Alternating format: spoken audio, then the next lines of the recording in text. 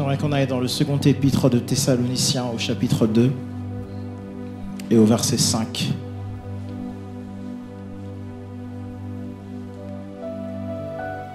D'ailleurs, j'aimerais qu'on commence dès le verset 1. Nous sommes dans une certaine série et dans certaines saisons. Je vous avais dit qu'on parlerait de certaines choses pour ce mois d'octobre. Et je crois que c'est la direction que le Seigneur nous a donnée. Et donc, pour ce qui concerne l'avènement de notre Seigneur Jésus-Christ et notre réunion avec lui, nous vous prions, frères, de ne pas vous laisser facilement ébranler dans votre bon sens et de ne pas vous laisser troubler, soit par quelque inspiration, soit par quelques paroles ou par quelques lettres qu'on dirait venir de nous. Comme si le jour de Christ est déjà là.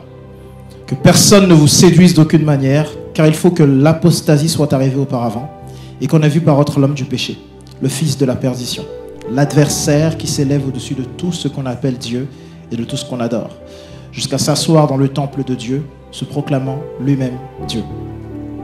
Ne vous souvenez-vous pas que je vous disais ces choses lorsque j'étais encore chez vous? Et maintenant, vous savez ce qui le retient, afin qu'il ne paraisse consentant. Car le mystère de l'iniquité agit déjà. Il faut seulement que celui qui le retient encore ait disparu. Et alors paraîtra l'impie, que le Seigneur détruira par le souffle de sa bouche et qu'il anéantira par l'éclat de son avènement.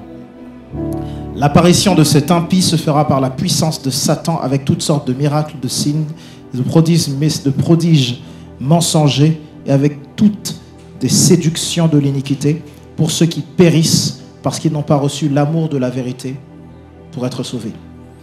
Aussi, Dieu leur enverra une puissance d'égarement pour qu'ils croient au mensonge, afin que tous ceux qui n'ont pas cru à la vérité, mais qui ont pris plaisir à l'injustice, soient condamnés.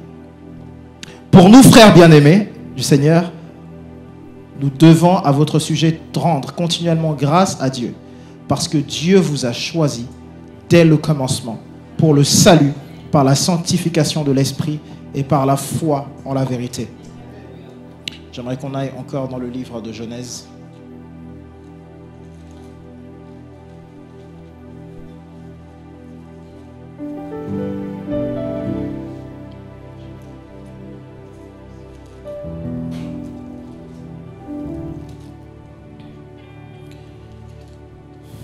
Nous allons aller dans le livre de Genèse.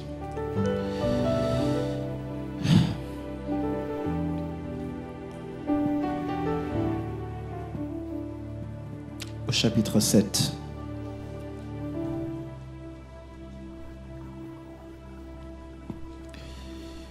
D'ailleurs, je vais commencer à Genèse au chapitre 6, au verset 5, et je lirai quelques versets que je mettrai en avant. Genèse 6, au verset 5.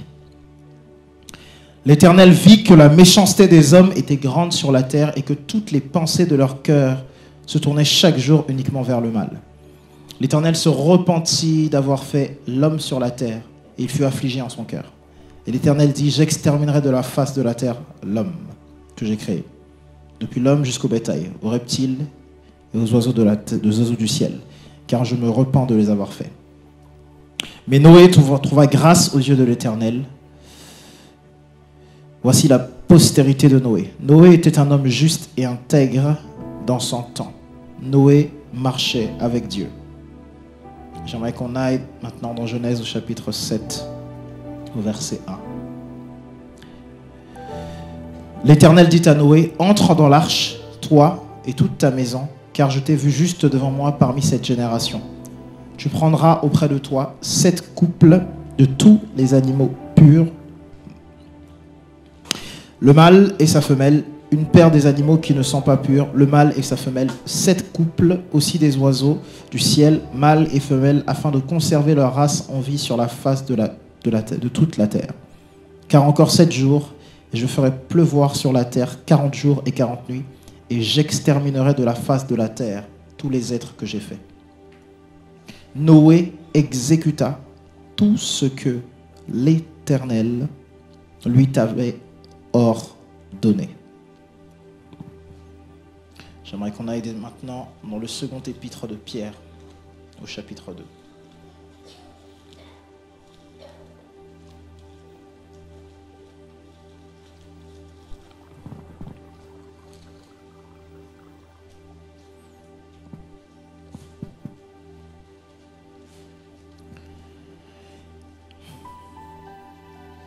Il y a eu parmi le peuple de faux prophètes, et il y en aura de même parmi vous de faux docteurs, qui induiront de sectes pernicieuses et qui reniant le maître qui les a rachetés, attirant sur eux une ruine soudaine. Plusieurs les suivront dans leur dissolution, et la voix de la vérité sera calomniée à cause d'eux. Par cupidité, ils trafiqueront de vous au moyen de paroles trompeuses, eux que menace depuis longtemps la condamnation et dans la ruine ne sommeille point. Car si Dieu n'a pas épargné les anges qui ont péché, mais s'il les a précipités dans les abîmes de ténèbres et les réserve pour le jugement, s'il n'a pas épargné l'ancien monde, mais s'il a sauvé Noé, le 8e, ce prédicateur de la justice, lorsqu'il fit venir le déluge sur un monde d'impies, s'il a condamné à la destruction et réduit en cendres les villes de Sodome et Gomorrhe, les donnant en exemple aux impies à venir, et s'il a délivré le juste Lot, profondément attristé de la conduite de ces hommes, sans frein dans leur dissolution, car ce juste qui habitait au milieu d'eux tourmentait journellement son âme, juste à cause de ce qu'il voyait et entendait de leurs œuvres criminelles. Le Seigneur sait délivrer de l'épreuve les hommes pieux et réserver les injustes pour être punis au jour du jugement. Alléluia. J'aimerais qu'on aille maintenant dans le livre de Matthieu.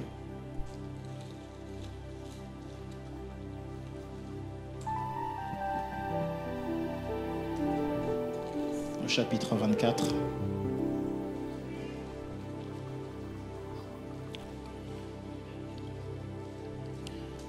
Et au verset 4. Jésus leur répondit, « Prenez garde que personne ne vous séduise, car plusieurs viendront sous mon nom, disant, c'est moi qui suis le Christ. Et ils séduiront beaucoup de gens.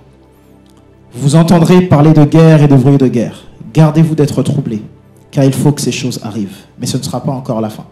Une nation s'élèvera contre une nation s'élèvera contre une autre, un royaume contre un autre. Il y aura en divers lieux des famines et des tremblements de terre. Tout cela ne sera que le commencement des douleurs. Alors on vous livrera au tourment et on vous fera mourir. Et vous serez haïs de toutes les nations à cause de mon nom. Alors aussi plusieurs succomberont, ils se trahiront, se haïront les uns les autres. Plusieurs faux prophètes s'élèveront, ils séduiront beaucoup de gens. Et parce que l'iniquité sera accrue, la charité du plus grand nombre se refroidira. Mais celui qui persévérera jusqu'à la fin sera sauvé. Cette bonne nouvelle du royaume sera prêchée dans le monde entier pour servir de témoignage aux nations. Alors viendra la fin.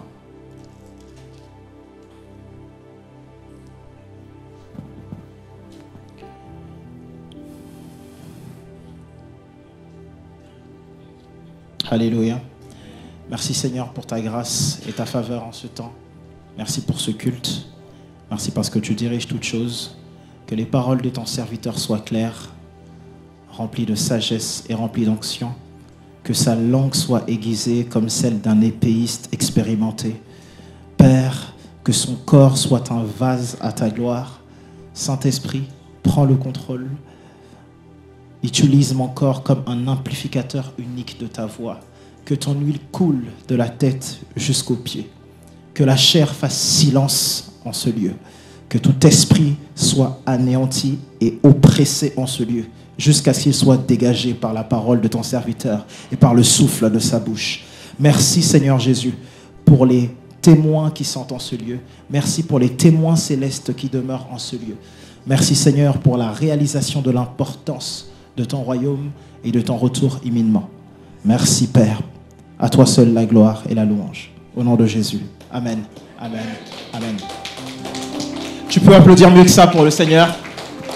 Vous avez dit, tu peux applaudir mieux que ça pour le Seigneur.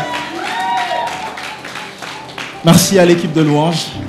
Vous pouvez prendre place pour ceux qui le souhaitent. Et vous pouvez dire à un voisin, à une voisine, bienvenue. Bienvenue au camp de grâce. Vous pouvez dire à un voisin, à une voisine, bienvenue au camp de grâce, la maison du potier. Quelqu'un est heureux d'être là aujourd'hui? J'ai l'impression que je suis le seul à être heureux d'être là aujourd'hui. On a lu quelques passages de la parole de Dieu qui, je crois, sont des passages très importants et très significatifs. Amen. On a lu énormément de choses. La semaine dernière, on a parlé de ce qu'était le séjour des morts et des différentes dimensions de ce qu'on parlait du séjour des morts. On a vu différents lieux. On a vu les lieux par lesquels toute personne passera et les lieux par lesquels ceux qui ont réellement le Seigneur ne passeront pas. Amen. Donc si tu n'as pas réellement le Seigneur, c'est le moment de l'accepter et de le reconnaître dans ta vie comme ton sauveur. Alléluia. C'est le meilleur moment de le faire. Ce n'est pas demain, c'est aujourd'hui. La parole de Dieu déclare, si vous entendez sa voix, n'endurcissez pas vos cœurs. Dis à ton voisin, n'endurcis jamais ton cœur. Donc la parole de Dieu est claire. Et aujourd'hui, dès la semaine dernière, on a lu sur le séjour des morts et je vous avais dit que ce mois-ci, on tâcherait de répondre à certaines choses concernant l'avènement du Seigneur. Et je tiens à ce que le corps de Christ, ou du moins ce ministère que Dieu nous a donné, qu'on soit en mesure de faire certaines distinctions. Lorsqu'on parle du retour du Seigneur, lorsqu'on parle de l'avènement du Seigneur, lorsqu'on parle de la tribulation, il faut qu'on arrive à comprendre la pensée de Dieu concernant le monde. Amen. Ici, je ne veux pas élever de débat théologique. Ce n'est pas mon objectif, mais c'est qu'on aille dans la parole de Dieu. Amen. Et l'une des choses qu'il est importante, sur laquelle il est important de s'accorder, c'est la Seigneurie de Jésus. Plus que jamais, il est important que nous reconnaissions réellement Jésus comme Seigneur. Pas comme ami, pas comme personne qui nous plaît ou dont on se satisfait, dont on s'accommode quelquefois. Pas un Jésus qui nous satisfait, pas un Jésus qui va bien avec nous le dimanche ou en semaine, mais un Jésus avec lequel nous avons réellement une intimité. Un Seigneur que nous connaissons intimement. C'est fini, je crois, le temps de s'amuser parce qu'il y a un adversaire dehors, il y a un ennemi dehors, et il y a un monde qui part dans une direction. Maintenant, à nous de faire le choix. Est-ce que je veux suivre ce courant, suivre le courant du monde, ou est-ce que je veux suivre la voie et la direction du Seigneur? Alléluia. Amen. C'est à nous de prendre cette décision et de décider de suivre réellement le Seigneur. Parce que pour ceux qui ne suivent pas réellement le Seigneur, il y a un jugement qui arrive. J'accentue beaucoup sur ça, mais c'est important qu'on soit conscient. Ce n'est pas une blague, il y a un jugement du Seigneur qui arrive. J'aimerais que tu dises à quelqu'un, il y a un jugement du Seigneur qui arrive. Et ce jugement du Seigneur arrive même auprès, et la première entité qui sera jugée ou qui va subir les premiers éléments de jugement, c'est nous, c'est l'Église. Car il faut d'abord que la maison de l'Éternel soit jugée. Donc les premières personnes qui sont enclins à la justice et au jugement de Dieu, maintenant, je vais aller en détail dans ces mots un peu plus tard, c'est nous. Donc, plus que jamais, nous qui servons Dieu, soyons corrects dans notre façon de servir. Alléluia. Nous qui faisons de l'adoration.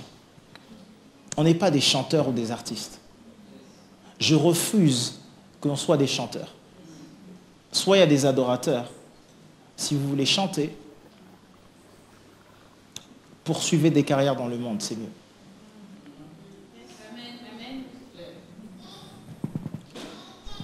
Si tu penses que tu as deux styles de vie, c'est-à-dire une vie compartimentée, un coup tu as un côté de ta vie qui est en Christ et un côté de ta vie en dehors de Christ, il y a un problème. Si tu penses que tu peux vivre ta vie, j'ai ma vie sentimentale hors de Dieu et j'ai ma vie personnelle avec Dieu, ça ne marche pas comme ça. Tu ne peux pas décider aujourd'hui de te dire non, dans mes finances, je gère tout seul et dimanche matin, je gère avec Dieu. Non, soit je gère tout avec Dieu et toute ma vie appartient à Dieu, soit rien. Il vaut mieux être chaud ou froid que tiède. Et j'aimerais vraiment qu'on puisse en venir à la réalisation de l'importance du fait d'être chaud, d'être brûlant. Parce que les œuvres de tout un chacun vont se révéler. Alléluia. J'ai dit les œuvres de tout un chacun à un moment vont se révéler. Est-ce que tu as une vie sérieuse avec le Seigneur? Ça va se révéler. Quel engagement est-ce que tu as avec le Seigneur? Ça va se révéler. Alléluia.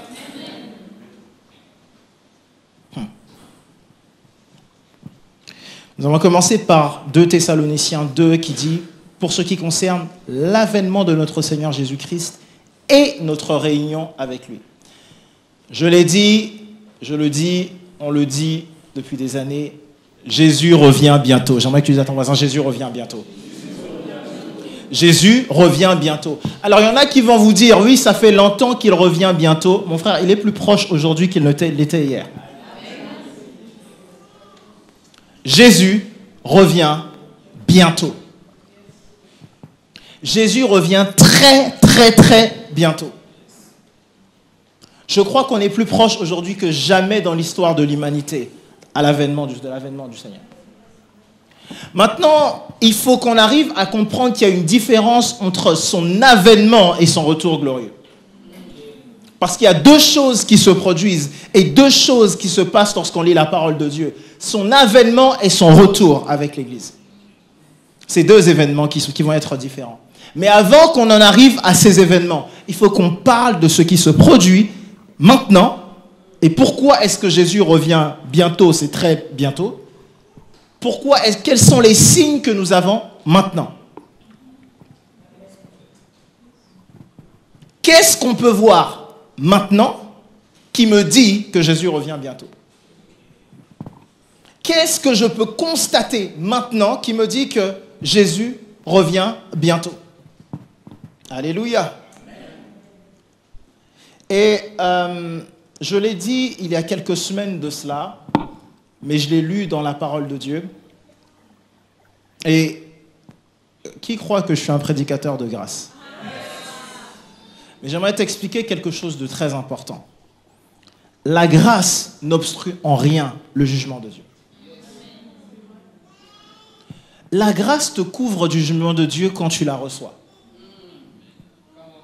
Parce qu'il y a un temps de jugement et il y a un temps de grâce.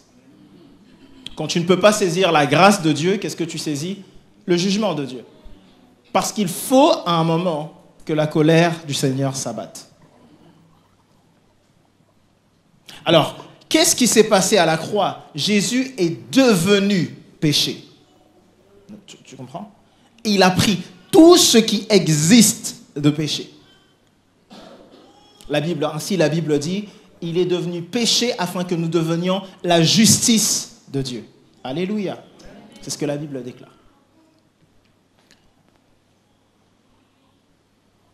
Maintenant, une fois qu'il a fait ça, ceux qui le reçoivent, lui, deviennent la justice de Dieu. Reçoivent le salut, le don gratuit obtenu à la croix par rien, par aucune œuvre. Personne d'entre nous n'est allé à la croix. Personne d'entre nous n'a rien fait pour obtenir ça. Alléluia. Rien. J'ai juste eu à croire, à m'accrocher, à regarder à la croix et à recevoir ce sacrifice à la croix. Alléluia. J'ai eu à le recevoir. C'est tout ce que j'ai eu à faire. Maintenant, à celui qui ne le reçoit pas, cette croix, celui qui ne reçoit pas ce sacrifice à la croix, une seule chose reste. La Bible dit, car l'Esprit de Dieu, et on va parler du Saint-Esprit, voilà pourquoi j'ai pris 2 Thessaloniciens 2. La Bible déclare que l'Esprit de vérité viendra et convaincra le monde de péché, de justice et de jugement. Pourquoi de péché? Parce qu'ils ne me reçoivent pas. De péché parce qu'ils ne croient pas en moi. De justice parce que je m'en vais au Père. Ce qui veut dire que pourquoi est-ce que je suis juste? Pourquoi est-ce que tu es juste? Pas parce que tu prêches, parce que tu manges, tu t'habilles bien, tu jeûnes, tu donnes des offrandes ou je ne sais quoi, ou tu donnes aux pauvres, ou tu te comportes bien, ou tu obéis à tes parents. Ta justice, ce n'est pas ça. Alléluia. Amen. Ça, c'est un fruit de justice. C'est un résultat de la justice de Dieu. Tu vois, dans l'ancienne alliance, il doit faire des choses pour être juste. Non, dans la nouvelle alliance, c'est parce que Jésus est juste que tu fais des choses. Alléluia. Donc notre justice ne vient pas de nous. Nous ne sommes pas saints parce que nous faisons des choses de sainteté. Du coup, la sanctification n'est plus le résultat d'une œuvre que j'accomplis, mais c'est le résultat d'une œuvre déjà accomplie à la croix. Mais voici la partie terrible de cela. De jugement, parce que le prince de ce monde est jugé. De jugement, parce que le prince de ce monde est jugé. Et quand le prince de ce monde est jugé, le monde est jugé avec lui. Pourquoi? Parce que l'ancienne alliance ou les histoires de la parole de Dieu sont une ombre de ce qu'il y a à venir. Ce qui fait la semaine dernière qu'on a lu la démise de Saül de sa position de royauté.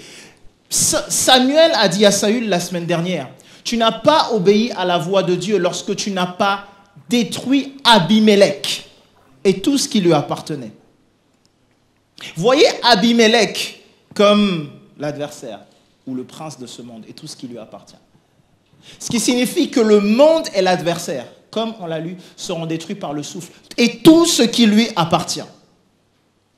Il vaut mieux appartenir au Seigneur. Et je sais que tu appartiens au Seigneur. Amen.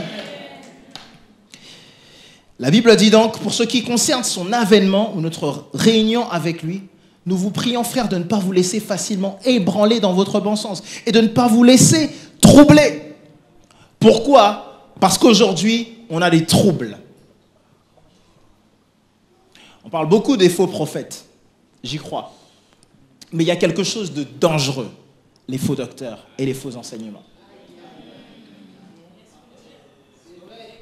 Les faux enseignants et les faux docteurs. Qu'est-ce qu'un faux docteur ou un faux enseignant? C'est un enseignant qui ne s'appuie pas sur la parole de Dieu. Si ce qu'on déclare ne vient pas de la parole de Dieu, tu n'es pas dans une église. Non, je répète pour ceux qui sont dans le fond. J'ai dit, si ce qu'on déclare n'est pas de la parole de Dieu, je n'ai pas dans une église. Si on commence à avoir des doutes sur ce sur quoi vous vous appuyez, vous n'êtes pas dans une église. Ce qu'on te dit, tu dois être en mesure d'aller le trouver dans la parole de Dieu. Je n'entends pas ton amen, j'ai l'impression. Parce que ça, c'est l'une des caractéristiques typiques de l'adversaire. Détourner le peuple de Dieu en ayant des enseignements qui sont faux. Et surtout lorsqu'on s'approche du retour du Seigneur. La Bible déclare ceci. Satan, votre adversaire, est tombé sur la terre animé d'une grande colère, sachant qu'il lui reste peu de temps. Alléluia. J'ai dit, à l'adversaire, il lui reste peu de temps. Il est temps d'arrêter de mettre un peu de sucre dans l'évangile avec un peu de sel, avec un peu de sauce poivre. Non, ça tend pas trop. Non, il y a un adversaire. Il est vaincu pour ceux qui ont reçu le Seigneur Jésus. Mais dans le monde, le Seigneur l'appelle le prince de ce monde. Tu ne veux pas, tu me dis non, c'est s'arrêter à la croix. Éphésiens 2 dit le prince de la puissance de l'air. L'air ici, c'est aéros. L'air. Jusqu'aujourd'hui, on a de l'air. Donc la Bible lui donne une certaine influence, un certain pouvoir. J'ai dit, tu veux ou tu ne veux pas, c'est la réalité.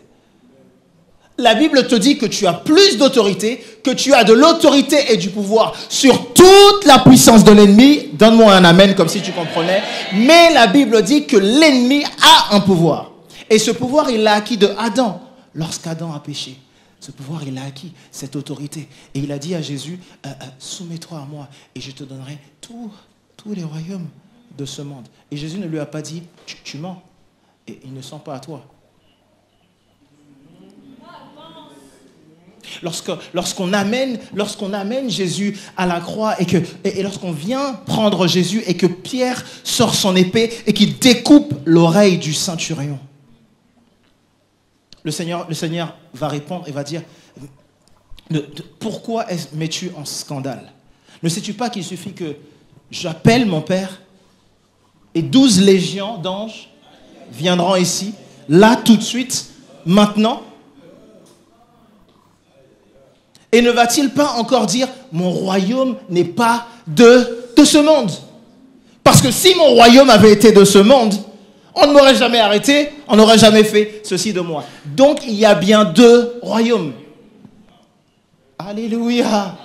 Il y a bel et bien 2 royaumes, que tu le veuilles ou pas. Tu n'es pas en mode seul. Il y a des chrétiens qui pensent qu'ils sont en mode seul, tout va bien. Tu es d'un monde. La Bible, dans le livre de Colossiens, dit « Car nous avons été retirés du monde des ténèbres au royaume de la lumière de son Fils. Donc j'ai quitté un monde pour un autre, un royaume pour un autre. » Non, tu n'es pas au milieu. Non, tu as changé de camp. Alléluia. Tu as quitté un royaume pour un autre. Tu as changé de royaume. Et il y a un autre royaume qui a pour mission et qui a pour objectif de gagner du terrain et de prendre au maximum de personnes.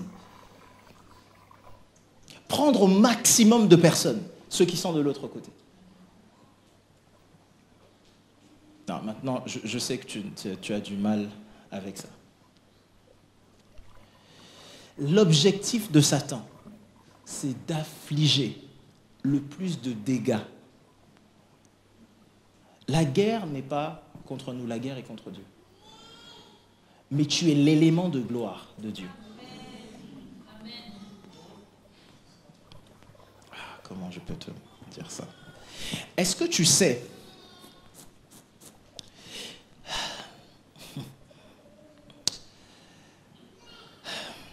que dans le livre de Job, je vous ai déjà dit que vous n'êtes pas Job, n'est-ce pas? D'accord. Gloire à Dieu pour ça. Comment se fait-il que Dieu est entouré de ses fils et que l'ange auquel il parle, c'est Satan? Qu'est-ce qu'il y a dans l'approche de Satan que Dieu l'a remarqué lui et pas les autres? Et qu'est-ce qu'il y a dans le cœur de Dieu qu'en le voyant arriver? Dieu, écoutez bien ce qui s'est passé. Dès que Dieu a vu arriver, j'aime la puissance de Dieu. Dès que Dieu a vu arriver Satan en face de lui, il a dit, tu as vu mon serviteur Job? Satan a commencé à dire, je me baladais à la surface de la terre. Et Dieu va lui dire, tu as vu mon serviteur Job? Il savait déjà d'où il venait.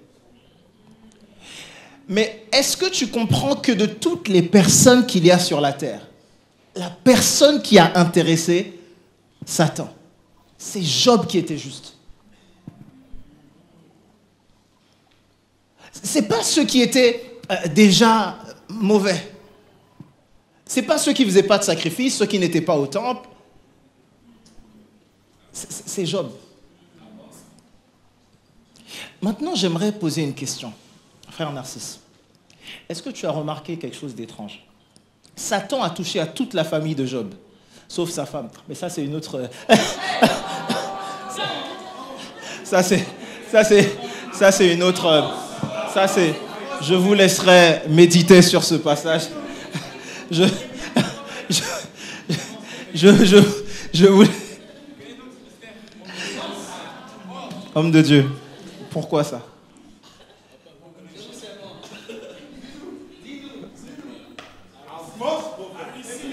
Alléluia, c'est quand même étrange. Parce que dans tout ça, les enfants sont morts. La seule personne qui pouvait parler, c'est la femme de Job. Laisse-moi te dire une chose. Que tu... Mariez-vous bien. Hein? C'était une parenthèse. C'était une...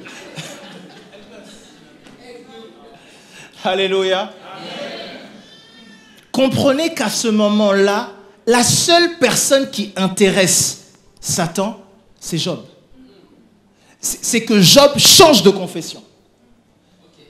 Parce que la prédicatrice de Satan à ce moment-là, c'est sa femme. Pourquoi est-ce que tu nous mets dans autant de problèmes? Renie ton Dieu.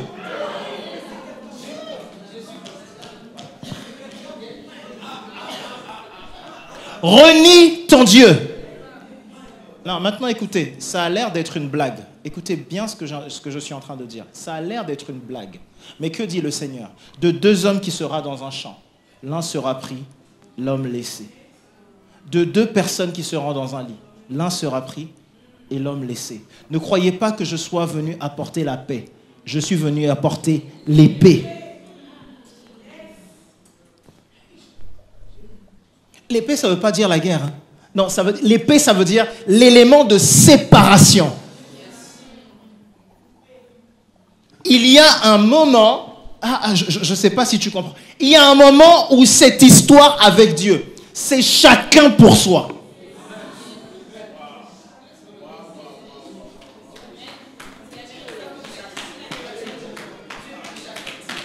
Non, je sais que tu veux pas. Tu n'es pas en train de comprendre. La Bible dit, moi et ma maison, nous serons sauvés. Je préfère être le moi plutôt que celui de la maison. Tu n'as pas encore compris. J'ai dit, moi et ma maison, nous serons sauvés. J'ai confiance en moi.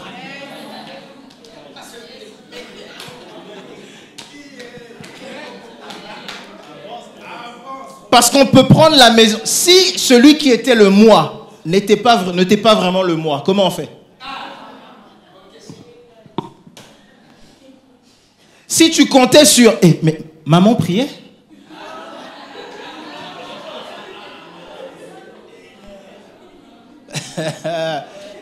T'imagines, tous les deux vous restez comme ça. Mais toi tu allais à l'église, mais toi aussi. Mais toi tu étais pasteur. Mais toi... si tu me dérangeais pendant la prière. Ça a l'air d'être une blague. Ça a l'air d'être une blague. Mais j'ai vu certaines choses en vision de terrible.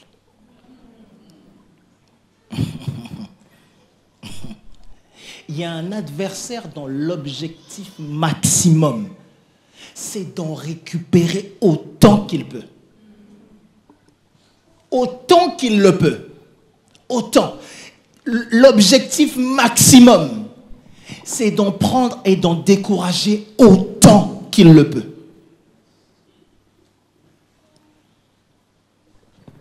Voilà pourquoi le Seigneur va dire, encore dans le livre de Matthieu, chapitre 24. Vous pouvez lire ce qui se passe dans la fin. Si vous lisez 23, 24, le Seigneur va dire, et ces temps devront s'arrêter, sinon même les élus. Et voilà pourquoi est-ce que le Seigneur va dire, car il y a beaucoup d'appelés, mais peu d'élus. Non, maintenant comprenez bien, j'aime l'élection par la grâce. Mais ne jouez pas juste avec l'élection par la grâce. Je crois en la grâce complète du Seigneur. Pas de travail. J'ai cru, je suis sauvé. Mais maintenant, l'élection en question. Se positionner et demeurer dans l'élection en question. Tu ne peux pas me dire tu es dans l'élection par la grâce de Dieu et tu joues un peu avec Dieu. Tu peux pas me dire ça. Parce que l'élection par la grâce te fait produire du fruit. Vous les reconnaîtrez par leurs fruits. La grâce te fait produire du fruit. Et voilà pourquoi ce n'est pas une question. Jacques va répondre, montre-moi ta foi sans les œuvres. Moi, je te montrerai les œuvres de ma foi. La foi en question est censée produire des œuvres. Dis à quelqu'un que ta foi produise des œuvres. Tu ne peux pas être là tous les jours avec moi. Ta foi ne produit jamais aucune œuvre. Ta foi en Jésus ne produit jamais aucune évangélisation. Oh, jamais aucun partage. Comment tu es sûr de ton élection? Comment tu es sûr de ton salut? Comment tu es sûr que tu es un roi? Comment tu es sûr? Comment se fait-il que tu es conscient que tu as été sauvé? Et ça ne te dérange en rien qu'autour de toi, il y ait des personnes qui ne soient pas sauvées. La Bible parle ici, on l'a lu. La Bible dit, Lot tourmenta journellement son esprit. Si le péché ne te tourmente plus, il y a un problème. J'ai dit, si le péché ne te tourmente plus, il y a un problème. Tu ne peux pas juste être là comme ça et non, le péché ne te tourmente plus. Non, tu pêches et c'est normal. Tu voles, tu triches. Tu séduis.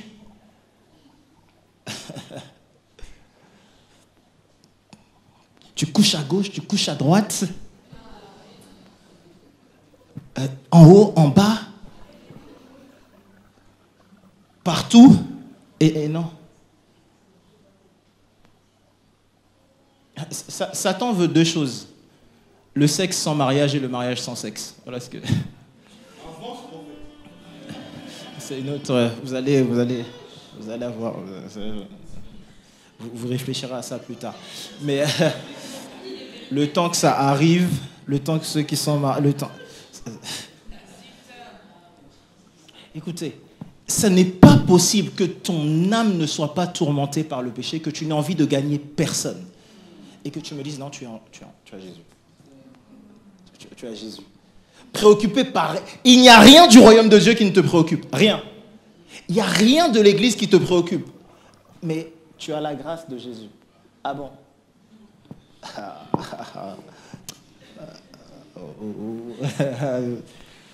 Ça va être drôle.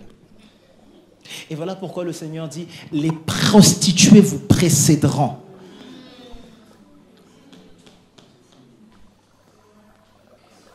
Les prostituées vous précéderont dans le royaume de Dieu. Jesus Christ. Les prostituées, tu imagines? Si elles précèdent, c'est qu'elles vont rentrer donc dans leur tenue là. Jesus. I rebuke it. Pas moi, Seigneur. Non, bon et fidèle serviteur. C'est ma part. C'est ma part. C'est ma part. Non, les prostituées, comment les prostituées vont vous précéder? Pourquoi? Pour quelle raison? Parce qu'il y a une élection par la grâce qui n'est pas totalement, qui n'est pas réellement comprise. J'aimerais qu'on lise quelque chose qui n'est pas... 2 Corinthiens, avant qu'on en revienne. Le second épître... 1 Corinthiens au chapitre 3.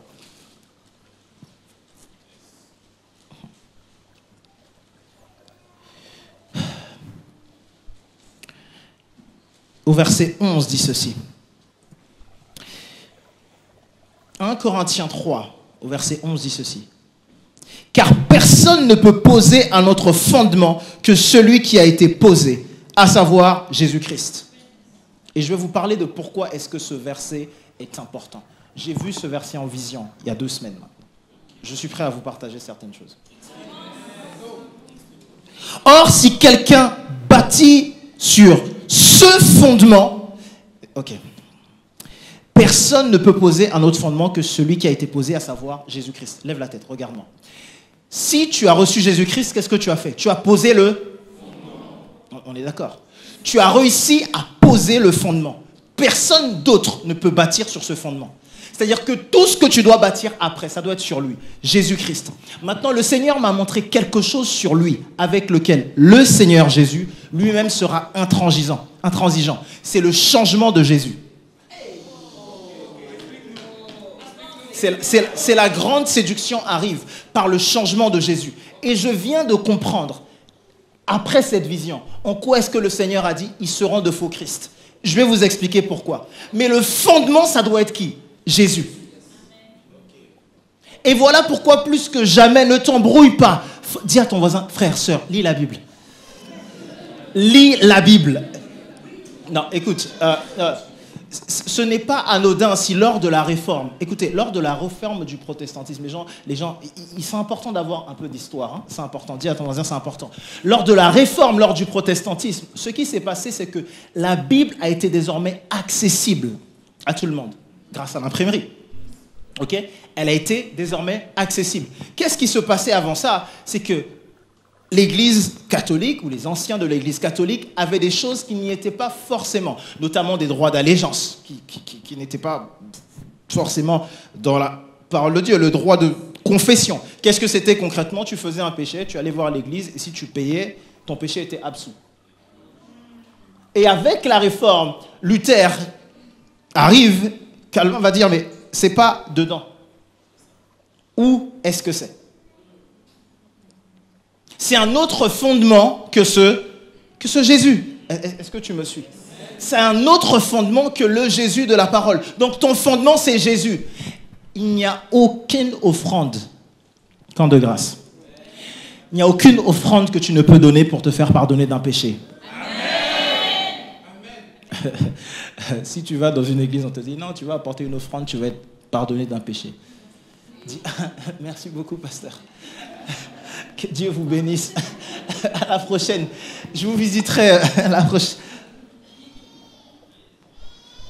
Il n'y a aucune offrande qui ne va te gagner de délivrance. Il n'y en a aucune. Non, maintenant, si tu veux faire des offrandes, il n'y a pas de problème. Viens donner. Ouais. Mais il n'y a aucune offrande. Le démon sortira quand tu auras envoyé 700 € pendant 7 mois.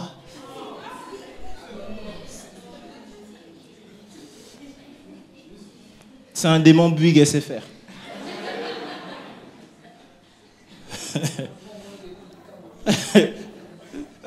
Vraiment, il vaut mieux un démon Lika.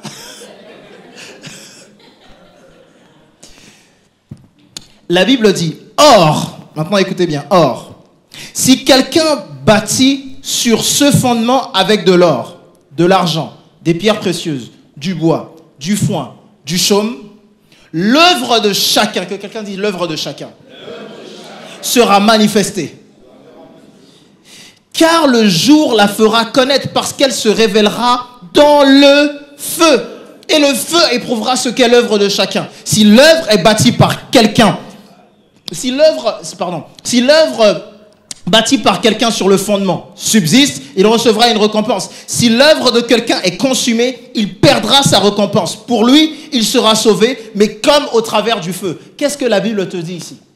La Bible est en train de te dire de façon claire, il y en a qui seront sauvés sans rien. Tu comprends? Le feu va arriver. Le fondement est imbrûlable. Ceux qui auront bâti avec de l'or, l'or subsistera. Mais ceux qui auront bâti avec du bois, avec du chaume, le bois et le chaume vont disparaître. Il ne va rester que Jésus. Et comme Jésus va rester, tu vas avoir accès au ciel.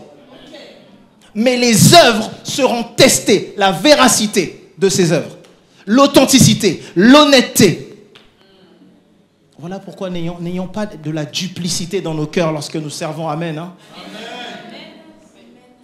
Ne servons pas pour la gloire des hommes. Le Seigneur dit, ceux-là, ils jeûnent et ils prient, ils ont déjà leur récompense auprès des hommes. C'est pas qu'il n'y a pas de récompense. Il y a des récompenses qui sont auprès des hommes. Tu as remarqué? Jésus ne dit pas, c'est grave qu'ils puissent prier comme ça et qu'on puisse les voir. Il dit non, il y a une récompense, mais la leur est devant les hommes. C'est les hommes qui la leur donnent. Qu'est-ce que ça veut dire ici? Qu'il y en a pour certains, les œuvres sont celles uniquement acquises et ils arrivent à obtenir le salut. C'est-à-dire, tu arrives au ciel, essoufflé. Je parlais avec quelqu'un qui m'a dit un jour, j'entendais une conversation entre deux personnes. Et comme j'étais là, c'était des personnes qui aiment bien taquiner. J'étais en Afrique. Et c'était des personnes que je connais. Qui me connaissaient d'auparavant et donc qui discutaient entre eux. Et donc dans leur discussion entre eux, ils disent regarde, le frère est devenu pasteur, fais au moins comme lui, etc. Et donc ils s'amusaient entre eux, ils plaisantaient, etc. Ils disaient non, toi ça va pas aller, toi ça va pas le faire. Donc je rigolais avec eux, c'était mes... Voilà, je rentre, etc. etc. Et puis on plaisante. Et puis il y en a un qui dit, bon, toi dis-moi, soyons sérieux, avec tout ce que tu fais là, toi tu crois que tu peux aller là-bas? Tu crois que tu peux aller au ciel, toi? L'autre lui dit, bien sûr. Il dit, arrête. Aujourd'hui, là, si quelque chose se passe, qu'est-ce qui va se passer? Et la réponse de ce frère, il a dit, même si c'est la soute pour aller au ciel, même si c'est la soute à bagages, je rentrerai par la soute. Tu ne veux pas rentrer par la soute, mon frère. Tu imagines, il y a une réunion, le Seigneur arrive, tout le monde part, après il dit, on a oublié, viens. des peurs terribles, des situations étranges. Tout le monde disparaît ici, tu restes tout seul 5 secondes. Et puis après, Jésus envoie un ange, je dis, mais tu étais où? Ah! Même quand tu vas arriver, on va te regarder comme ça, on va dire, mais...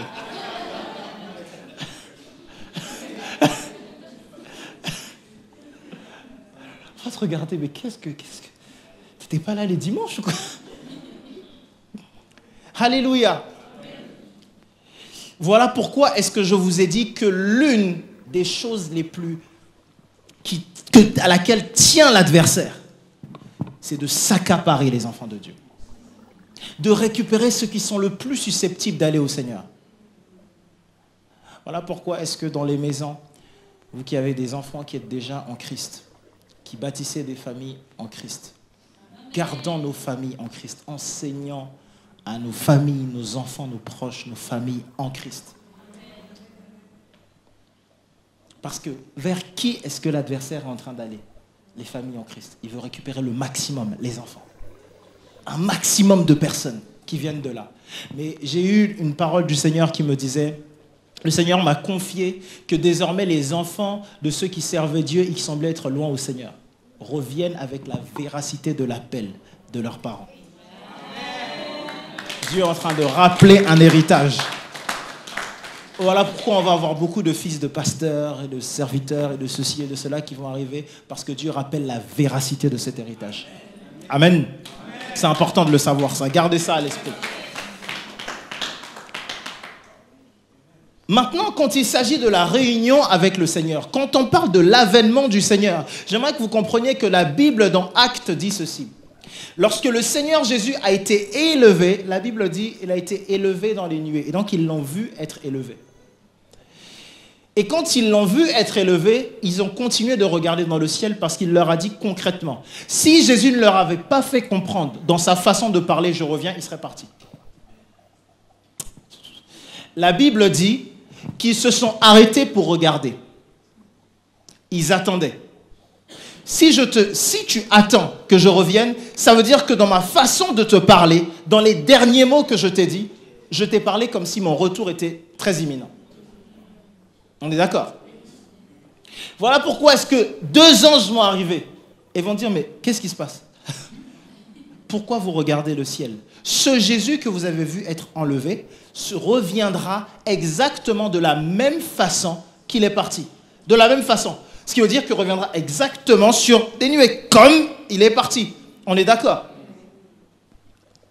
Mais il faut comprendre maintenant que Jésus parle de 2 choses lorsqu'il parle de son retour. Il parle de son retour glorieux et triomphant, et il parle du retour de son avènement lorsqu'il vient récupérer l'église lorsque son pied ne touche pas le sol. Et nous le rencontrerons dans les airs. Tu comprends le point? Il y a un moment où nous rencontrons d'abord le Seigneur dans les airs. Comme il est venu, il nous appelle dans les airs. And then out. Non, moi je vais voler avec style. Aïe, aïe, aïe. Tu sais pas, un style.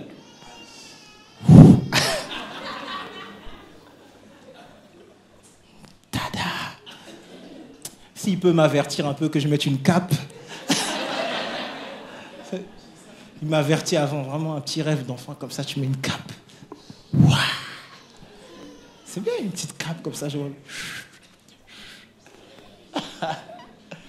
Alléluia. Amen. Ça, c'est son avènement. Et c'est ce retour-là qu'actuellement l'adversaire combat. C'est ce retour-là par lequel l'adversaire veut en séduire un maximum. Et écoutez, il est en train de mettre toutes les armes et toutes les cartes de son côté. Et l'une des armes qu'il veut utiliser le plus, c'est les serviteurs de Dieu. Les pasteurs. Nous. Oui, je suis pasteur. Parce que si un pasteur peut se mettre à désorienter un peuple, voilà pourquoi la Bible dit que ne soyez pas comme des aveugles qui conduisent d'autres aveugles.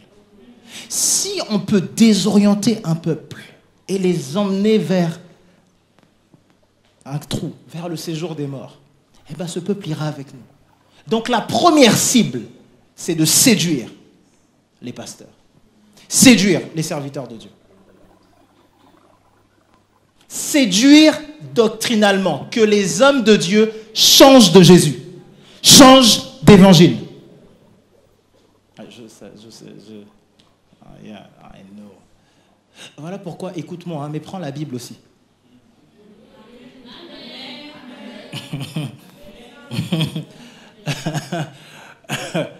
Si tu vois que ça commence à pas être dans la Bible, pose la question. Moi, je mets tant de questions-réponses.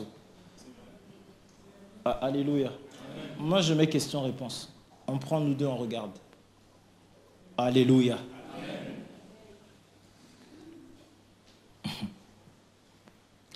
La séduction vient du fait que si je peux séduire quelqu'un qui annonce la parole, c'est un soldat valable, un bon soldat. Il peut amener des gens directement vers moi. L'une des méthodes que l'adversaire a, ou l'une de ses stratégies actuelles, c'est de changer de Jésus. Maintenant, j'aimerais que vous compreniez ça. Jésus n'a pas voulu être reconnu par un trait de caractère physique. Il n'a pas souhaité ça. Sinon, il serait venu à l'ère des appareils photo. Il n'a pas souhaité être reconnu par un trait de caractère financier.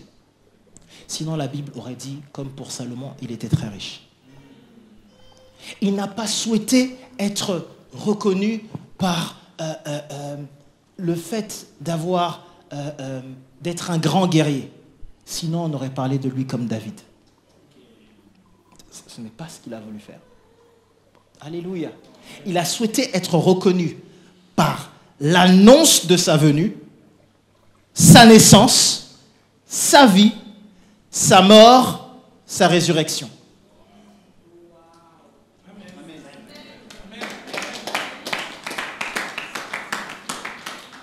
Si je te prêche un Jésus qui n'a pas été annoncé avant, dont la naissance ne correspond pas à ce qu'il dit de lui, dont la vie n'est pas en accord avec ce qu'il dit de lui, dont la mort et la résurrection n'est pas attestée, je ne te prêche pas Jésus.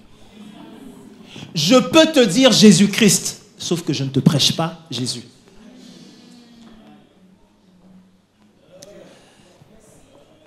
Si je te dis, c'est Jésus, le fils de Marie, la Vierge. Oui, d'accord. Et il est né à Jérusalem, Bethléem, il a vécu à Nazareth, tout ça, oui, c'est bien. Mais ce Jésus-là, il est noir. Il est absolument noir.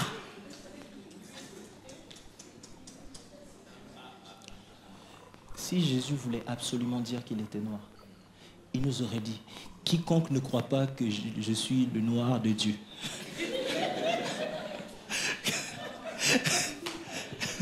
Car Dieu a tant aimé le monde qu'il a donné son noir. Est-ce qu'il... Il a dit ça? J'ai l'air de plaisanter. Mais toute personne qui vous dit ça ou qui veulent s'habituer ou s'accaparer un trait de caractère ou un trait physique du Seigneur Jésus sont diaboliques. Ok, maintenant c'est la partie où je te dis ce que j'ai vu en esprit. Je l'ai vu en esprit. Écoute, comprends que je l'ai vu. J'ai vu le diable envoyer des gens mettre des traits de caractère ou des traits physiques ou des traits d'image à Jésus. Et j'ai vu le diable séduire des gens par rapport à ça. Alléluia. Que tu le veuilles ou pas, c'est écrit « Car le salut vient des Juifs », dit par Jésus. Il y a quelques années de cela, j'ai fait une prédication et j'étais en train de dire, et dans cette prédication, j'ai dit quelque chose que j'ai l'impression quelquefois les chrétiens ne réalisent pas. Tu vas rencontrer un Jésus qui est Dieu, oui, mais à la fin, tu vas rencontrer quelqu'un qui a quand même vécu 30 ans à Nazareth.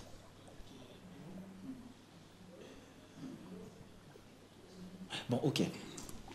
Comment je peux t'expliquer ? Tu vas rencontrer quelqu'un Dans la mère, que tu le veuilles ou pas, la mère, physiquement, de Jésus, elle est juive. La mère de Jésus, c'est Marie. Tu veux ou tu ne veux pas. Oui, toutes les mamans du monde, il nous prend tous. Oui, il a dit, c'est ma mère, c'est ma soeur, c'est nanani, c'est nanana, c'est nanana. D'accord, gloire à Dieu. Au pied de la croix, il y avait 3 femmes. Il a regardé Jean et il a dit, Jean, voici ta mère, femme, voici ton fils. Pourquoi? Ça reste sa mère.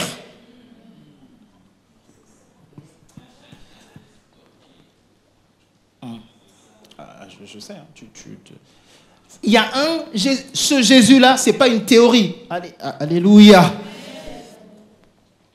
J'ai dit, Jésus n'est pas une théorie. Le plan de l'adversaire, c'est de changer ce Jésus-là. De vous donner des raisons d'avoir un Jésus qui vous convient. Un Jésus qui te convient, ça va. Un Jésus humain comme toi. Un Jésus qui correspond à tes critères. Et des serviteurs de Dieu sont en train de rentrer dans ce piège. Et des serviteurs de Dieu vont séduire les foules et vont séduire les gens. Je te dis déjà, vont séduire les foules en changeant le Jésus. Ils vont dire tout de Jésus. Tout aura l'air correct. Mais vous allez commencer à voir des doctrines et des théories qui n'ont rien de la Bible. Rien de la Bible. Rien. Et prenez garde qu'on ne vous séduise pas par cela. Parce que ça a l'air très bien. Hein. Ça a l'air très bien d'avoir un Jésus qui te correspond. En quoi est-ce que c'est très important que Jésus soit blanc? S'il voulait qu'on sache qu'il est blanc, si c'est ce qu'il voulait, il aurait dit, car Dieu a tant aimé le monde qu'il a envoyé son blanc. C'est pas ce qu'il a dit. Est-ce que c'est important? C'est les prophéties le concernant, sa naissance, sa vie, sa mort, sa résurrection. Ça, c'est Jésus. Il est allé partout en faisant du bien. Ça, c'est Jésus. Il a été juste, sans péché, tel un agneau mené à l'abattoir pour que j'aie la vie. Ça, c'est Jésus. Ne commence pas à m'amener des théories. Non, mais sa résurrection est douteuse. Toi, tu es douteux. Non, il y avait plusieurs Jésus. Oui, il y a plusieurs Yann. Je suis convaincu que si tu cherches bien, il y a même un autre Yann dans le monde actuellement, qui est aussi pasteur et qui prêche comme moi. Alors oui, est-ce qu'il y a des Jésus? Oui. C'est un prénom, Yeshua. Donc non, il y a plusieurs Jésus, on ne sait pas trop. Plusieurs Jésus, mais le Jésus dont je te parle, c'est celui qui est mort et ressuscité. Tu en connais beaucoup qui sont morts et ressuscités? Tu en connais beaucoup? C'est ce Jésus-là dont je te parle. Ce Jésus à la mention duquel tout genou fléchit et toute langue confesse qu'il est le roi des rois et le seigneur des seigneurs. Tout le reste, c'est du pipi de chat.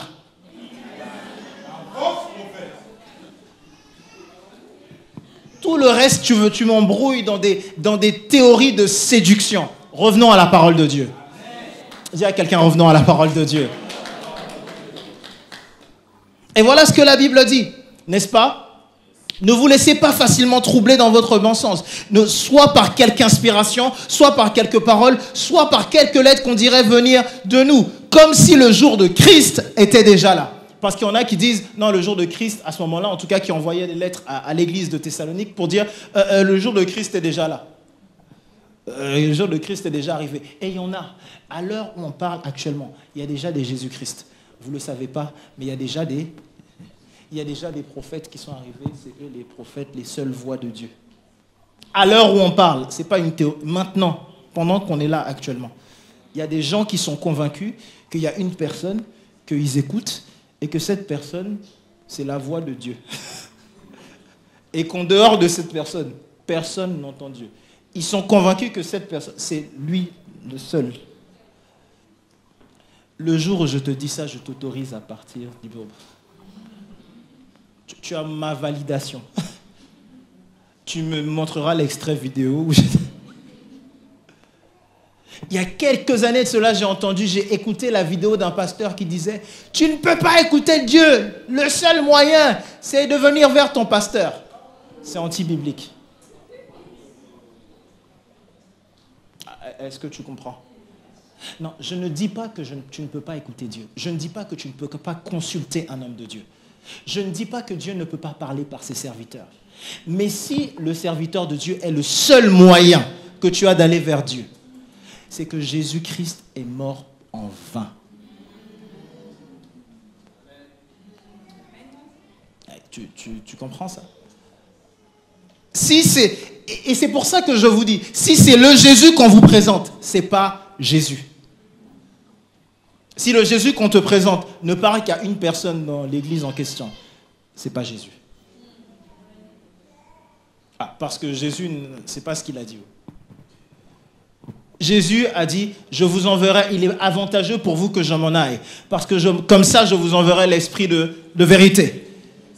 Et lui, il vous révélera toutes choses. Ah, ou bien il disait que c'était que à eux. Bon d'accord, s'il n'a parlé qu'aux disciples, après dans Jean 17, lorsqu'il prie, il dit, je prie non pas seulement pour eux, mais pour tous ceux qui après eux viendront en croyant. Donc, si tu as cru, ça parle de toi. Donc la volonté de Dieu, c'est qu'il puisse te parler à toi. Dis à ton voisin, Dieu veut te parler à toi. Et Dieu veut que tu lui parles. Si on te dit qu'il y a un Jésus qui ne veut pas ça, c'est pas Jésus.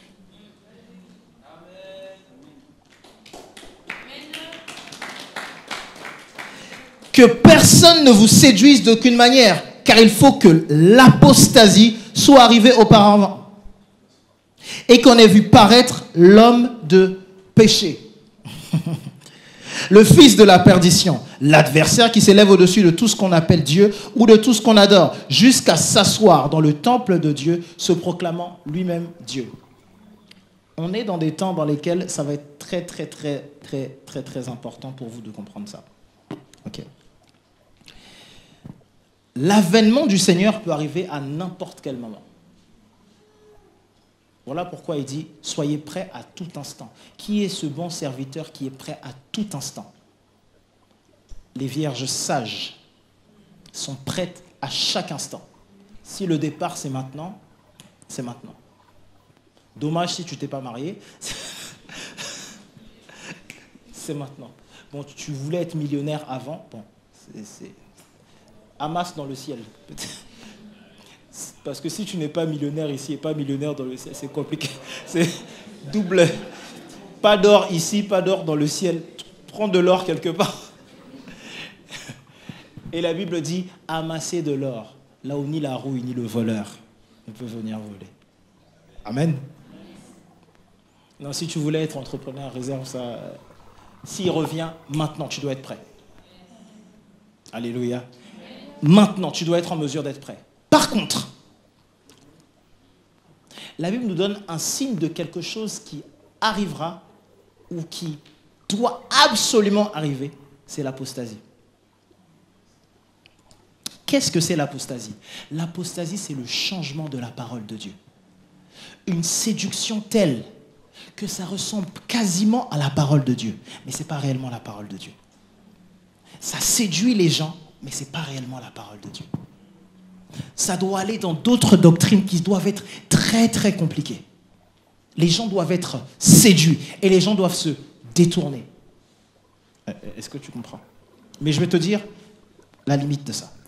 Ne vous souvenez-vous pas que je vous disais encore ces choses lorsque j'étais encore chez vous? Et maintenant vous savez ce qui le retient, afin qu'il ne paraisse consentant. Ça veut dire qu'il y a quelque chose qui retient ce qui a été dit auparavant. Il y a un degré d'apostasie qui est incapable d'arriver maintenant, parce que tu es là. Ce qui le retient, il y a un mystère qui est dit ici. Qu'est-ce qui le retient? L'Esprit de Dieu. Il y a quelque chose qui ne sera pas fait tant que tu es là.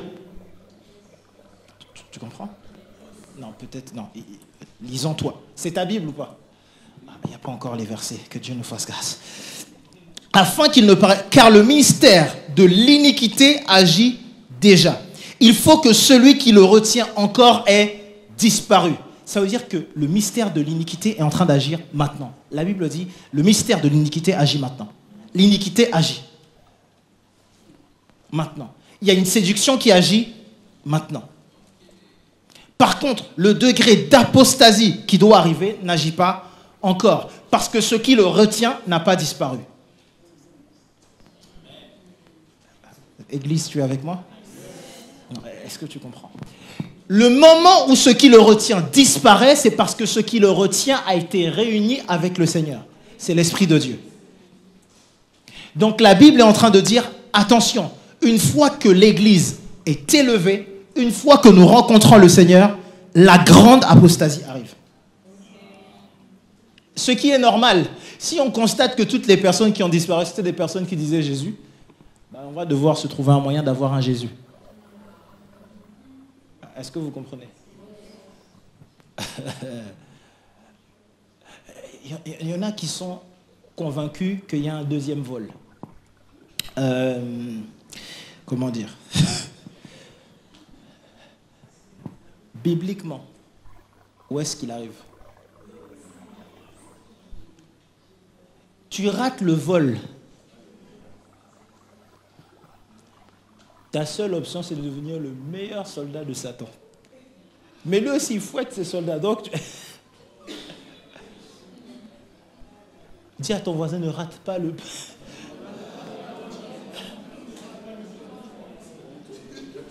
Parce qu'après, ici... Oh, ok, peut-être tu me dis, non, c'est pas vrai. Ok.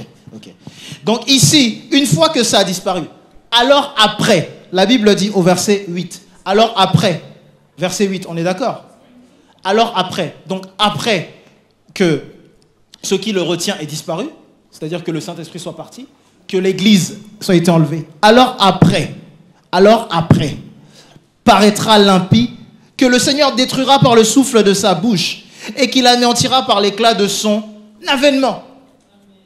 Donc là, ici, le Seigneur revient, et il y a un deuxième retour, mais le deuxième retour, c'est pour détruire.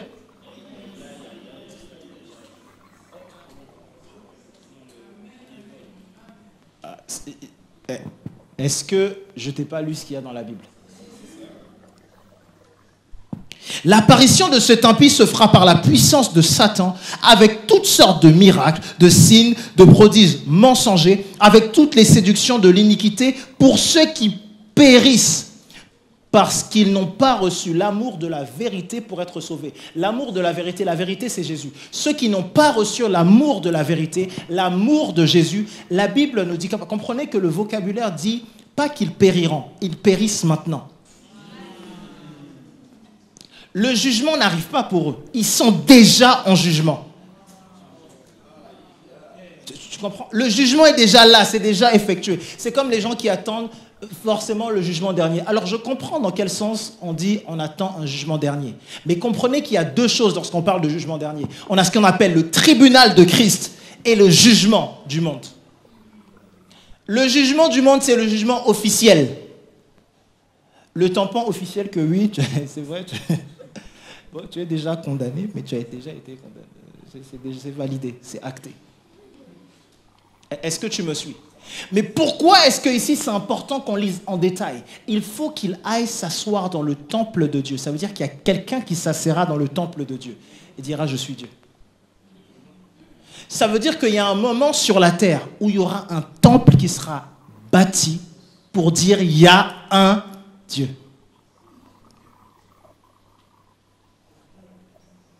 Ah, voilà pourquoi est-ce qu'on est en train de voir la réunion de toutes les religions, la réunion de toutes les classes politiques, la réunion de toutes choses. Comprenez que l'intention primaire, à la base, c'est censé être fait pour Jésus. Mais la puissance de Satan va faire qu'il va créer un impie, c'est-à-dire un homme de péché qui va aller se positionner dans cet endroit et qui va dire « Je suis littéralement Dieu » avec des signes, des miracles et des prodiges. Par contre, ça veut dire que dès maintenant, il a une certaine force pour agir. Ne dormez pas. Ne dors pas parce que ça veut dire que Satan a une certaine force maintenant pour agir. Parce que la puissance de son iniquité agit. Et voilà pourquoi qu'est-ce qu'on constate? Une augmentation de la volonté de Satan à agir dans l'iniquité. L'iniquité, c'est détruire tout ce que Dieu a bâti comme étant juste. C'est-à-dire que tout ce que Dieu construit comme étant juste, Satan veut le détruire à son origine. Je regardais une vidéo où on posait la question à quelqu'un, on lui disait il y a combien de genres?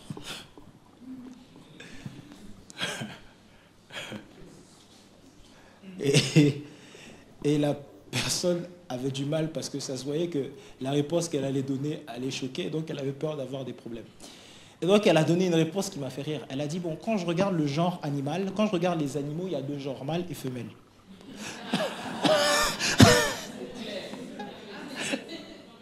Après le reste, je n'ai aucune idée, mais j'ai vu la vidéo. Écoutez, j'ai vu une vidéo. J'enverrai peut-être sur le groupe un extrait ou quelque chose, si je trouve. J'enverrai sur le groupe de l'église. Je crois que j'ai ri tellement que j'en pouvais plus. Alors en fait, c'est une personne qui dit, cette personne dit qu'elle serait gay. Écoutez bien, cette personne est gay, c'est-à-dire qu'elle est gay et donc elle est avec un homme. D'accord? Et donc la personne lui pose la question, ah, d'accord, donc vous êtes gay, vous êtes avec un homme. Elle dit oui. Elle dit, ah d'accord, et du coup comment vous définissez les choses, etc. Vous êtes l'homme, le mari, la femme, etc. Elle dit non, bah moi en fait, mon genre, elle dit de sexualité, je suis femme, mais de genre, je suis un homme. Et elle dit donc, du coup, vous êtes une femme en fait. Elle dit non, non, non, non, mon genre, c'est homme. Mais de corps, j'étais une femme. Elle dit en fait, bah, vous n'êtes pas gay, vous êtes un couple normal. Il dit non, c'est parce que le corps n'était pas réellement en accord. Mais normalement, je suis un homme. Et donc lui aussi c'est un homme, il est avec un autre homme, mais qui de genre est homme, mais qui de corps est femme.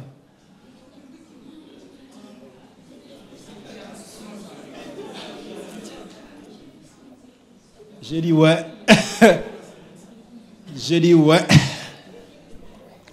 J'ai dit ah ouais, c'est très fort. J'ai dit vraiment c'est très fort. C'est comme, il y a un autre couple que j'ai vu, l'homme est devenu une femme et la femme est devenue un homme, et du coup l'homme est tombé enceinte. Mais plus que c'était avant une femme qui est devenue un homme. Et donc, la femme... Et donc celle qui était femme a voulu devenir un homme, et celui qui était homme a voulu devenir femme. Et donc du coup les deux ont eu un enfant, donc du coup l'homme est tombé enceinte. Plus que c'était à la base une femme. Mais sauf que son genre, c'est homme.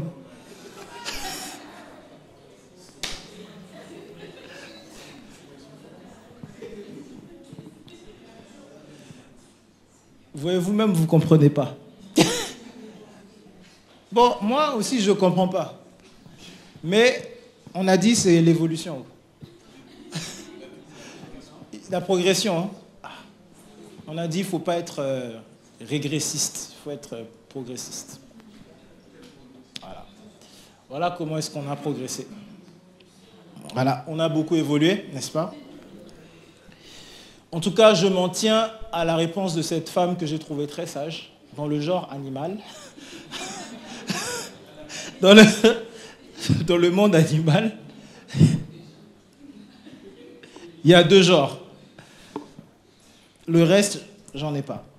Maintenant, verset 11 dit, « Aussi Dieu leur enverra une puissance d'égarement pour qu'ils croient au mensonge, afin que tous ceux qui n'ont pas cru à la vérité, mais qui ont pris plaisir à l'injustice, soient condamnés. » Pourquoi je vous ai lu Matthieu 24? Parce qu'il est important que vous ayez lu dans Matthieu 24.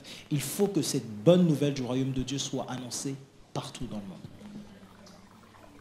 Cette bonne nouvelle du royaume de Dieu doit être annoncée partout. Pourquoi? Parce que la bonne nouvelle du royaume de Dieu est annoncée à certains pour leur salut et à d'autres pour le témoignage.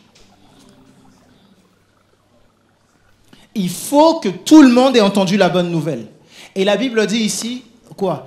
Ils n'auront pas aimé la vérité de l'évangile, et donc ils auront rejeté l'évangile. Et qu'est-ce qui va se passer? Une puissance d'égarement. Maintenant, il y a 2 à 3 semaines de cela, il y a 2 semaines, à 8h20, je suis sorti d'une vision qui m'a marqué et qui m'a fait voir le Seigneur sous un angle auquel je n'avais jamais vu auparavant.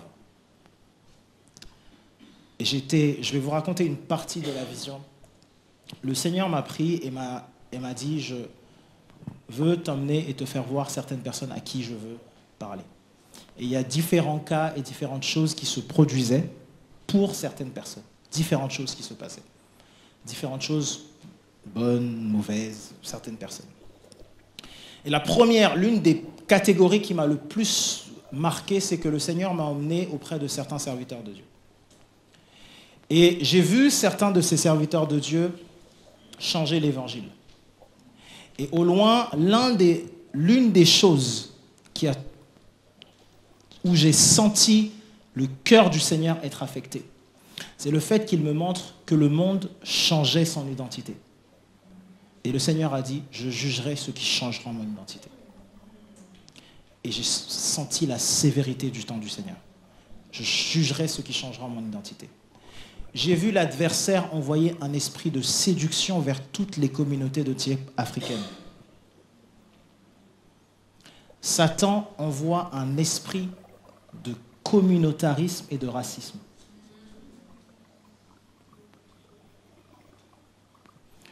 Pour que les personnes se disent « Ah ben non, on a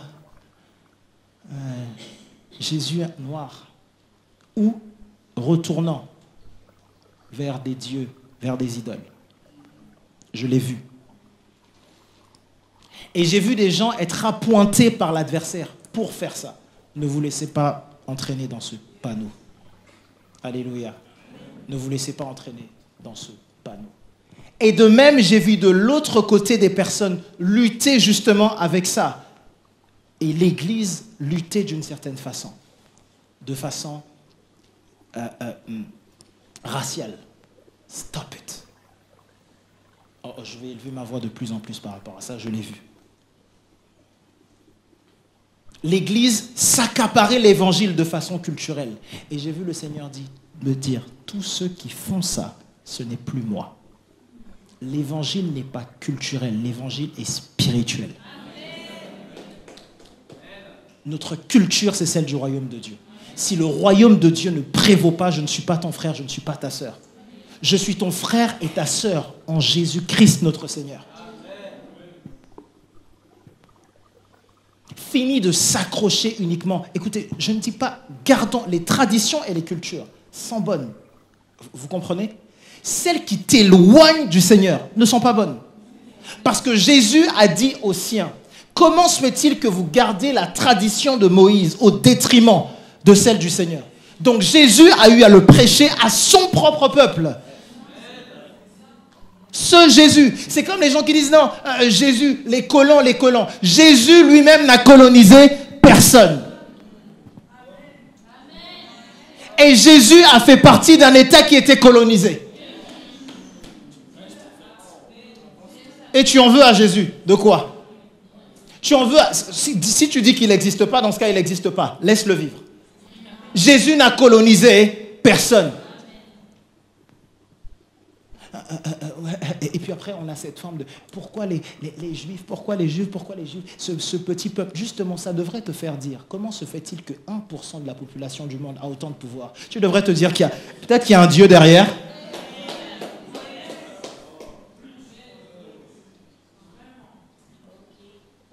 Peut-être qu'il y a une bénédiction d'Abraham derrière. Peut-être, maybe. Ah, alléluia. Ce que je te dis, je l'ai lu, je l'ai vu, je l'ai entendu. Tu peux me dire autre chose. Je ne suis pas dedans. J'ai vu le Seigneur m'amener et me montrer des serviteurs de Dieu. Maintenant, je vais vous partager quelque chose d'intime. Parce que, au sortir, pour que vous compreniez la réalité de cette vision, au sortir de cette vision, je me suis demandé si moi-même, j'allais changer l'évangile. C'est pour vous dire l'importance et la réalisation que j'ai eue. Je me suis arrêté tout seul. Comprenez que j'ai des visions. Ce que j'ai écrit et que j'ai partagé sans jamais le partager à quelqu'un, ça veut dire que quelque chose m'a touché. J'ai vu le Seigneur comme jamais auparavant. J'ai vu le Seigneur me parler de jugement de façon claire. Ça m'est arrivé 2 fois, mais jamais de la part du Seigneur comme ça, où il me dit ça sera jugé. Est-ce que quelqu'un me suit? J'ai vu le Seigneur me montrer des serviteurs de Dieu qui ont commencé par prêcher l'évangile et qui sont rentrés dans des sectes et qui l'ont caché au peuple de Dieu. Et j'ai vu les noms de certains. Et j'ai entendu le Seigneur dire les noms, j'ai des noms de personnes. Ne vous inquiétez pas, je suis trop sage pour dire. Mais telle personne, la date de jugement sera à temps et telle personne mourra. Et j'ai vu un esprit dire, et on résistera. Et j'ai vu l'Esprit de Dieu dire à certains de ces serviteurs de Dieu, si tu ne te repens pas, tu mourras. Et la personne résistait au Seigneur parce qu'elle ne voyait pas réellement le Seigneur. Elle avait été reprise par des frères, mais elle ne voyait pas le Seigneur derrière les frères. J'ai vu certaines personnes réelles qui existent, et j'ai vérifié, dont j'avais aucune idée. J'ai vérifié. Qui ont commencé à dire certaines choses sur le Seigneur Jésus. J'ai vérifié, que je ne connais pas. Je suis allé, du coup, je me suis réveillé pour dire si c'est réel, ça existe. Et j'ai vérifié. Certains non, j'ai vérifié. Dont une personne, j'ai vérifié, j'étais invité quelques années dans une église. J'ai été invité quelques années dans une église et j'ai vu une de ces personnes que je ne me souvenais même pas. Mais j'ai entendu son nom dans la vision. Et j'ai appelé le pasteur de l'église. Le pasteur de l'église m'a contacté, il m'a parlé. Et je lui ai dit, qu'est-ce qui se passe avec ce frère? Il m'a dit, il n'est plus de l'église. Je lui ai dit, mais qu'est-ce qui s'est passé? Il m'a dit, en fait, ce frère s'est mis avec une femme mariée. Et au moment où je lui ai dit, écoute, il n'y a pas de problème, mais tu ne vas pas pouvoir servir le temps que vous arrangiez votre situation, etc. La personne est partie de l'église. C'est comme ça que la personne est partie de l'église. C'est comme ça que la personne et sa foi. Et c'est comme ça que j'ai vu la personne dans ma vision. Et j'ai vu l'adversaire lui envoyer un esprit de séduction. Je skip parce qu'il y a beaucoup de choses qui se sont produites. Mais le verset 11 nous dit un esprit d'égarement. À la fin de cette vision, j'ai vu le Seigneur me dire, suis-moi. Et quand je l'ai suivi, je me suis arrêté à un endroit et il prenait une certaine direction. Un ange était juste à côté de moi. Et le Seigneur me dit, je vais dans cette direction. Et l'esprit va avec moi dans cette direction. Mais regarde. Et au moment où j'ai regardé, j'ai vu des personnes qui s'en allaient et qui partaient. Dedans des serviteurs de Dieu, dedans des chrétiens. Une bonne liste de personnes qui allaient. Et quand j'ai regardé, j'ai vu un ravin. Sauf que ce qui m'a le plus affecté, c'est que c'était le Seigneur qui les envoyait vers le ravin. Le Seigneur leur a tracé le chemin et les a envoyés par un vent vers le ravin. Quand je me suis réveillé de la vision, juste pendant ce moment, l'Esprit de Dieu m'a récupéré et des choses se sont produites. Et je suis sorti de la vision. Et j'arrivais pas à mettre dans moi. Et je me disais, mais c'est pas possible. Il y a quelque chose qui ne correspond pas. Comment est-ce que le Seigneur peut envoyer des gens? Comment est-ce que... Et le Seigneur m'avait dit, ils se sont endurcis auparavant, je les endurcirai encore. Et ils allaient en direction de ce ravin. Et j'avais envie de leur dire, n'allez pas. Mais le Seigneur et l'Esprit de Dieu m'ont pris et j'allais dans une autre direction totale. Et eux allaient dans le ravin. Et je pouvais voir le bout du ravin avec une sorte de vapeur d'eau. Et il y avait de l'eau, une falaise. Et je pouvais voir que le ravin plongeait. Et ces gens-là allaient dedans. Et j'entendais des cris. Et j'avais envie de leur dire, mais il y a des cris là-bas, il ne faut pas que vous... Mais j'étais plus capable de le faire. Le Seigneur m'emmenait dans une direction. Et voilà pourquoi je me suis dit, Seigneur, qu'est-ce qui a fait d'abord que je veuille aller là-bas? Et je me suis dit, Seigneur, Mais quelque chose a attiré mon attention. Je me suis réveillé, je dis, mais non, c'est pas, Jésus ne fait pas ça, Jésus ne peut pas faire ça. Et c'est quand j'ai parlé avec cet ami pasteur qui m'a appelé, et quand je lui ai posé la question, il m'a dit, mais Yann, c'est écrit dans la parole de Dieu. Et moi-même, je suis allé dans la parole de Dieu, et j'ai vu le verset, et je me suis dit, mince, c'est écrit dans la parole de Dieu. Si tu endurcis ton cœur, il y a un moment d'endurcissement du cœur. Quand tu endurcis ton cœur et tu changes Jésus, Jésus te donne les éléments pour que tu endurcisses ton cœur. La Bible dit que celui qui est pur se purifie encore, que celui qui se souille encore. Et de voir ça, je me suis dit, soyons sérieux.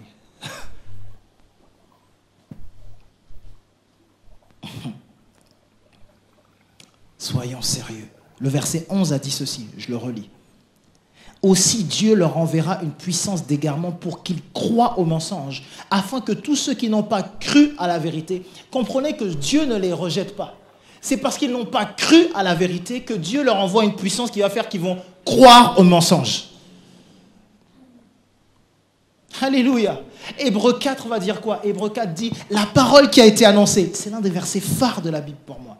La parole qui nous a été annoncée, allons dans Hébreux 4, c'est la même qui leur a été annoncée, sauf qu'elle n'a trouvé chez eux aucune foi.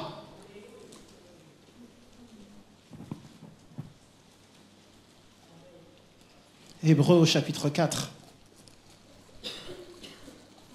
Thank you, Jesus. Hébreux 4, et je vous lis Hébreux 4, verset 2. Je vais lire dès le verset 1. Craignons donc, tandis que la promesse d'entrer dans son repos subsiste encore, qu'aucun de vous ne se trouve exclu, car cette bonne nouvelle nous a été annoncée aussi bien qu'à eux. Mais la parole qui leur fut annoncée ne leur servit de rien, car elle ne trouvera pas de la foi chez ceux qui l'entendirent. Tu as le choix. Quand tu entends la parole de Dieu, est-ce qu'elle trouve chez toi de la foi? C'est à toi. La foi est déjà en toi. Frère, sœur, n'endurcis pas ton cœur. J'aimerais que tu touches la personne à côté de toi et que tu pries pour elle quelques instants et que tu lui dises, je prie que tu n'endurcisses pas ton cœur. J'aimerais que tu pries quelques instants pour ton frère, pour ta sœur, juste à côté de toi.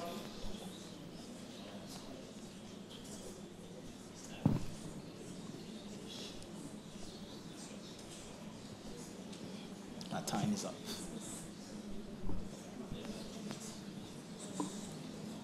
Merci Seigneur parce que pour chaque personne, pour chaque frère, chaque sœur en ce lieu, Seigneur, tu réponds de ton esprit.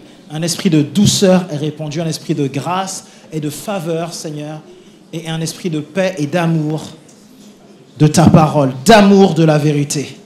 Merci pour l'amour de la vérité en ce lieu.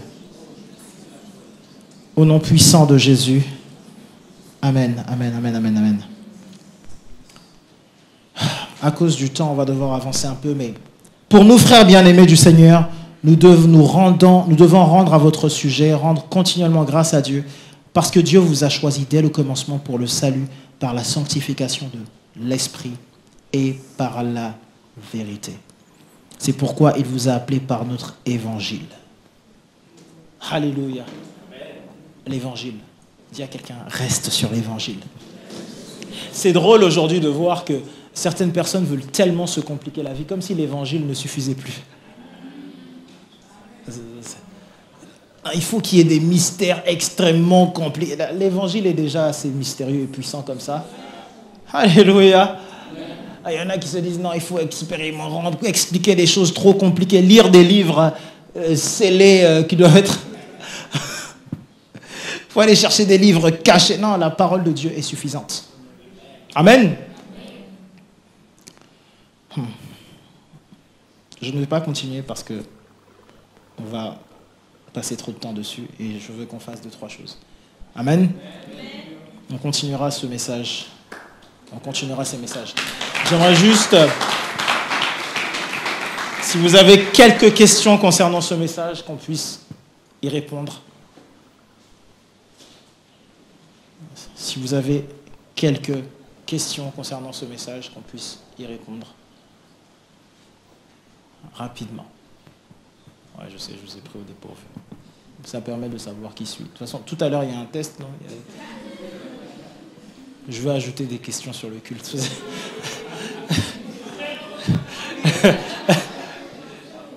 Je vais rajouter des petites questions. On va voir qui a suivi. Alléluia. Thank you, Jesus. Les praskotanama les karuba shantayamande.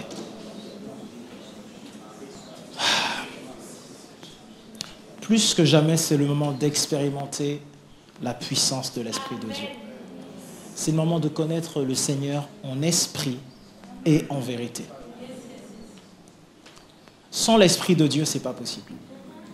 Vous avez vu que ce qui retient l'adversaire, c'est l'Esprit de Dieu. Et on a vu lorsqu'on parle du séjour des morts, lorsqu'on a parlé du séjour des morts la semaine dernière, que le Seigneur a dit tu es pierre et sur cette pierre je bâtirai mon église et les séjours des morts ne prévaudront point contre elle. Il faut être église pour prévaloir sur la mort. Il faut être église pour prévaloir sur le mensonge.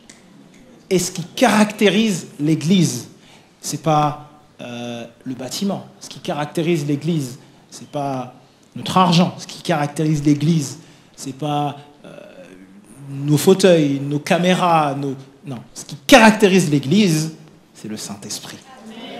C'est le Saint-Esprit. Le Saint-Esprit qui habite en nous. Alléluia. Du coup, on a des questions? Nope. Gloire à Dieu. On applaudit le Seigneur. J'aimerais qu'on se lève tous ensemble. J'aimerais qu'on se lève tous ensemble.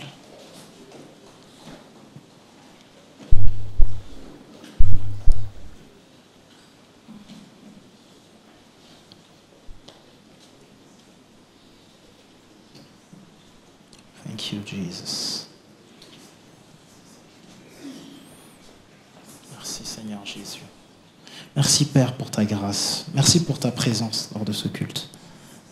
Merci parce que tu parles à tout un chacun selon ton amour, Seigneur. Merci parce que lorsque nous écoutons ta parole, nous sommes transformés quotidiennement. Merci parce que nous ne voulons pas vivre nos propres vies comme étant décideurs, mais nous voulons vivre nos vies en accord avec ta parole, en accord avec toi, Seigneur Jésus. Tu es le Dieu de vérité. Ce que tu dis est la vérité. Oui, Père, fais de nous de réels ambassadeurs de ton royaume sur cette terre. Fais de nous des témoins, des épîtres vivants de ta parole sur cette terre. Oui, Seigneur, accorde-nous la grâce continuelle de manifester ton règne sur cette terre. Oui, que ta volonté soit faite sur cette terre comme dans le ciel, Seigneur. Que nous soyons le résultat de ta volonté sur cette terre comme dans le ciel, Seigneur.